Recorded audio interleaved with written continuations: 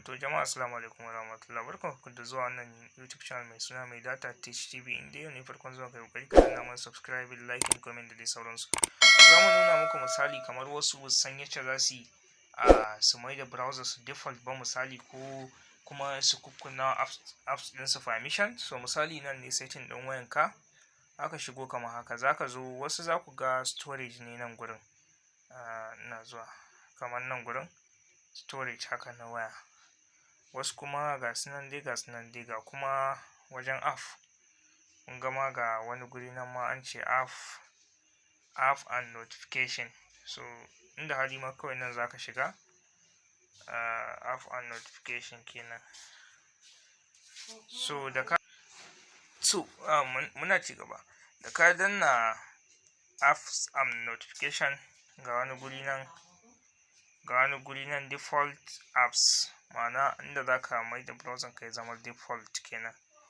Sai ka shiga, kun gani ga sunan, ga na tura sako, ga na kira, ga launcher na waya, ga gallery, ga kuma browser misali kamar su Chrome. So kowanne dai sai ka zaɓi wanda kake so. Kun gani yana kan kiwi browser, sai ka zo ka shiga, kowanne ka shiga ga wanda kake so ka ɗora. Ga sunan dai. So wannan kun ga yace zaka shiga ka mai da browser ka ya zama default kenan. Yawwa, to baya ga haka kuma in za ku kunna app permission ga wani guri nan sun ce app permission, gashi nan idan kuna gani app permission. To in ka shiga duk wani application da ba shi da permission nan a nan ma zaka iya kukkunna shi. Sannan kuma bayan haka duk da haka dai akwai raguwa. So nan wannan su ne application, ko da ke bara mu koma kamar yace wasu ba su gani ba. Kun ga application ragowar su, sai muka ce see all, a gansu duka kenan. To da ka danna zai buɗe maka haka. So kamar yanzu ga sunan suna ba mu apps ɗin da muke da su.